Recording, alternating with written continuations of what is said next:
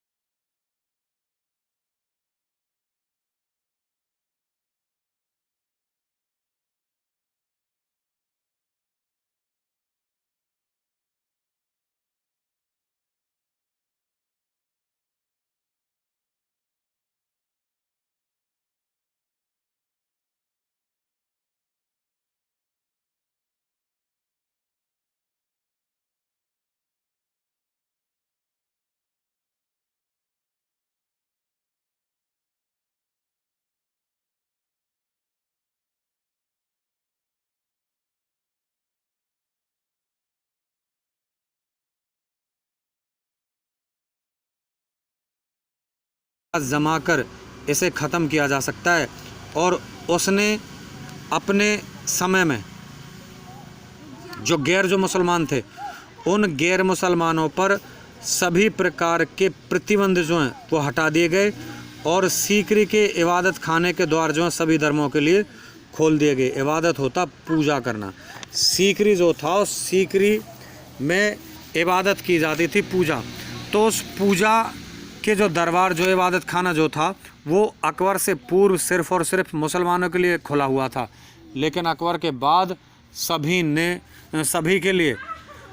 उस इबादत खाने को जो है वो सबके लिए खोल दिया गया। और अकबर जो था, अकबर ने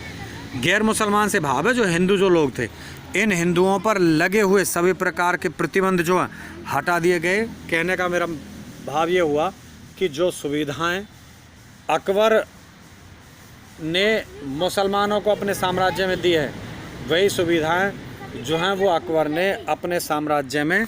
मुसलमानों के साथ साथ हिंदुओं को भी देनी शुरू कर दी। उसके बाद एक महान कला प्रेमी, अकबर एक महान कला प्रेमी शासक था। अकबर ने वास्तुकला, भवन निर्माण कला और संगीत कला को बहुत ज़्यादा बढ़ावा दिया है। संगीत कला, भवन निर्माण कला, वास्तु कला जो था उसमें आश्चर्यजनक विकास जो अकबर के शासनकाल में हुआ है। अगर मैं बात करूं आगरा, फतेहपुर सीकरी, लाहौर, इलाहाबाद आदि में अनेक दुर्गों तथा भवनों का निर्माण जो कराया गया है। अनेक विशाल भवन जो हैं उनके द्वारा बनाए गए और इन भवनों पर जो भी एक चित्रकारी जो है वो कराई गई, जो भी उसने कलाकारी चित्रकारों से करवाई है, जो एक मुग़ल धरोहर उसने तैयार की, उनको देखकर आज भी व्यक्ति जो हैं वो आश्चर्यचकित रह जाते हैं। मुग़ल साम्राज्य का पतन, देखिए मैं अगर बात करूं तो एक सीधी सी बात है कि जिस व्यक्ति ने अगर जन्म लिया है तो जन्म लेने के साथ साथ उस व्यक्ति की मृत्यु जो है वो मृत्यु भी निश्चित है। लेकिन अगर जन्म ले लिया व्यक्ति ने और मृत्यु निश्चित है तो सीधी सी बात है कि कोई भी शासन करने वाला, चाहे कोई राजा हो, चाहे किसी ने कोई कितना ही बड़ा साम्राज्य जो है वो चलाया हो, लेकिन किसी ना किसी कारण से साम्राज्य का जो पतन है जो वो ज़रूर हुआ है। तो ऐसे मुग़ल साम्राज्य को अकबर ने ऊंचाइयों तक पहुंचाया, लेकिन अकबर के बाद जो है वो साम्राज्य को उत्तराधिकारी उसको नहीं संभाल सके। राज्य में कुछ ना कुछ ऐसी घटनाएं ज़रूर घटित हुई जिसके कारण से राज्य को क्षति या नुकसान जो हुआ है उससे मुग़ल साम्राज्य का पतन हो गया। और मुग़ल साम्राज्य के पतन के जो भी कारण रहे वो इस प्रकार से हैं। सबसे पहला औरंगज़ेब की धार्मिक नीति। देखिए औरंगज़ेब जो है वो औरंगज़ेब मुग़लों का अंतिम बादशाही कहेंगे हम उसे, क्योंकि उसके बाद जितने भी उत्तराधिकारी मुग़लों के आए हैं उन मुग़लों के उत्तराधिकारियों ने किसी प्रकार का कोई साम्राज्य उनसे नहीं बढ़ सका। अगर मैं औरंगज़ेब की बात करता हूं तो औरंगज़ेब की धार्मिक नीति जो थी वो धार्मिक नीति औरंगज़ेब की सही नहीं थी, क्योंकि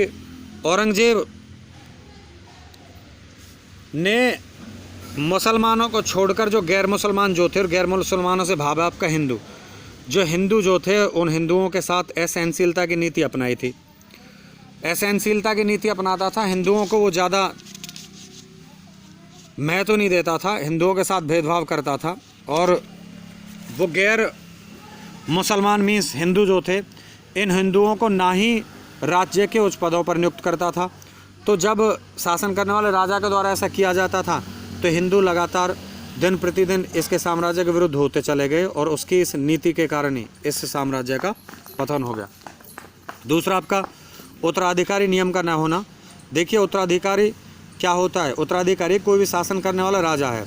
और शासन करने वाले राजा की मृत्यु हो जाती है तो उसकी मृत्यु के बाद उसके राज्य को जो भी संभालने वाला जो व्यक्ति होगा वो उसको उत्तराधिकारी ही कहलाता है। लेकिन मुग़लों में उत्तराधिकारी संबंध कोई नियम निश्चित नहीं था। प्रत्येक राजा की मृत्यु हुई मीन्स मुग़ल जो राजा मरे उनके मरने के पश्चात उनके शहजादे मीन्स उनके सगे संबंधी, उनके पुत्र, उनमें सख्ती का प्रशिक्षण होता था। मतलब कहने का भाव ये है कि अगर कोई किसी भी शासन करने वाले राजा ने अगर कोई अपना उत्तराधिकारी नियुक्त नहीं किया है तो पुत्रों में राज्य को चलाने के लिए, राज्य को का राजा बनने के लिए उन लोगों में आपसी संघर्ष चलता था, और जो फिर इसका फैसला जो था वो तलवार के बल पर होता था। कहने का मेरा भाव ये हुआ कि जिस में दम होता था,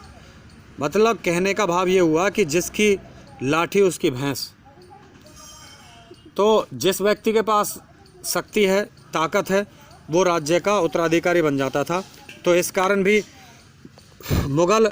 भाइयों में आपस में जो है वो संघर्ष चलता रहा, और इस संघर्ष के चलते ही उत्तराधिकारी नियम का न होने के कारण इस मुग़ल साम्राज्य का पतन हुआ। उसके बाद औरंगजेब के दुर्बल उत्तराधिकारी, दुर्बल होते कमज़ोर,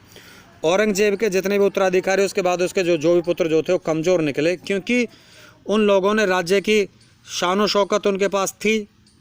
धन दौलत उनके पास थी, लेकिन उन लोगों ने अधिकतर अपना समय जो राज्य की शुरा और सुंदरियों के संग व्यतीत किया है, कि वो राज्य में नाच गाने पर, स्त्रियों के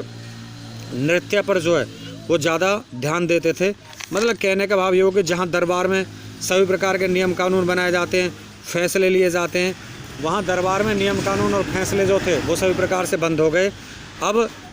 राज दरबार में ही मदिरा का दौर चलने लगा, और राज दरबार में ही नर्तकियों के घुंघरू जो है थिरकने लगे। और इन मुग़ल बादशाहों ने, मीन्स औरंगजेब के जो भी उत्तराधिकारी जो थे, इन उत्तराधिकारियों ने सारा जो राज्य का जो खजाना जो था वो खजाना इन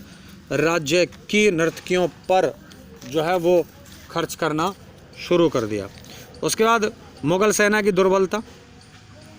मुग़ल सेना की दुर्बलता के कारण भी जो है वो इस साम्राज्य का पतन हुआ है, क्योंकि मुग़ल साम्राज्य के जो शासन करने वाले राजा औरंगजेब के, मुग़ल बादशाह अकबर के बाद, मीन्स औरंगजेब के बाद की अगर मैं बात करूं, तो औरंगजेब के जितने भी उत्तराधिकारी जो थे, उन उत्तराधिकारियों ने मुग़ल सेना को शक्तिशाली नहीं बनाया, बल्कि उसे दुर्बल और कमज़ोर बना दिया, क्योंकि उनके उत्तराधिकारी जो है अपना अधिकतर समय जो है वो राज्य में सुरा और सुंदरियों के संग ज़्यादा व्यतीत करते थे। दूसरे जो शासन करने वाले जो राजा जो थे, उन्होंने अगर कहीं किसी भी राज्य के किसी प्रांत या भाग पर अगर आक्रमण कर लिया है तो उन्हें कोई टेंशन नहीं थी, वो कोई टेंशन नहीं लेते थे। तो इस तरह से उनके इस कार्य को करने से जो है वो क्या हुआ कि दिन प्रतिदिन उनकी स्थिति जो बिगड़ती चली गई, और स्थिति बिगड़ने से उन्होंने लड़ाइयों को भी जो है वो नहीं लड़ा, और सेना जो है वो सेना बगैर लड़ाई लड़े ही ऐसी रहती थी। तो सेना दिन प्रतिदिन जो है वो कमज़ोर होती चली गई और इनका पतन हो गया। उसके बाद आर्थिक दुर्बलता, देखिए आर्थिक स्थिति जो है वो राज्य की मजबूत नहीं थी। इस तरह से मुग़ल साम्राज्य की जो आर्थिक दुर्बलता के कारण भी, देखिए शासन करने वाले राजाओं ने राज्य की जो एक संपत्ति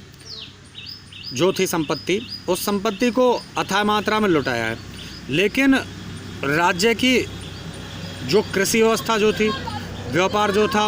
उद्योग जो थे, इस व्यापार को, कृषि को और उद्योगों को किसी प्रकार से मुग़ल शासकों ने जो है वो प्रोत्साहित नहीं किया, किसी प्रकार का प्रोत्साहन नहीं दिया है। फलस्वरूप राज्य की आय जो है वो दिन प्रतिदिन गिरती चली गई, और जब राज्य की दिन प्रतिदिन आय गिरती चली गई तो आर्थिक दुर्बलता आई, आर्थिक कमजोरी के कारण जो है वो मुग़ल साम्राज्य का पतन हो गया। उसके बाद विदेशी आक्रमण, मुग़ल साम्राज्य की दुर्बलता के कारण जो विदेशी आक्रमणों से भी हुआ है कि विदेशी जो आक्रमण जो थे वो लगातार, देखिए अगर शुरू हुए तो 1739 की अगर मैं बात करता हूँ तो 1739 में नादिर शाह था। नादिर शाह ने मुग़ल सम्राट मोहम्मद शाह को पराजित कर दिया, और उस समय जिस समय मुग़ल बादशाह मोहम्मद शाह को नादिर शाह के द्वारा पराजित किया गया 1739 में, उस समय 70 करोड़ रुपए को नादिर शाह जो है भारत से लूट कर ले गया था। उसके बाद 1747 से 1768 तक 8 बार जो है वो अहमद शाह ने आक्रमण किया भारत को, और आक्रमण कर लूटा है। तो इस तरह से लगातार जो विदेशी जो आक्रमण जो होते गए, इन विदेशी आक्रमणों से होने से मुग़ल साम्राज्य की स्थिति जो है वो दिन प्रतिदिन जो है वो परिवर्तित होती चली गई। स्थिति ऐसी हो गई कि मुग़ल शासन करने वाले जो राजा जो थे वो राजा इतने कमज़ोर हो गए, ऐसे निठल्ले हो गए कि उन्होंने किसी भी तरह से साम्राज्य की तरफ कोई ध्यान नहीं दिया, और इन सभी कारणों के चलते हुए मुग़ल साम्राज्य जो है वो मुग़ल साम्राज्य पूर्ण रूप से पतन की ओर चला गया।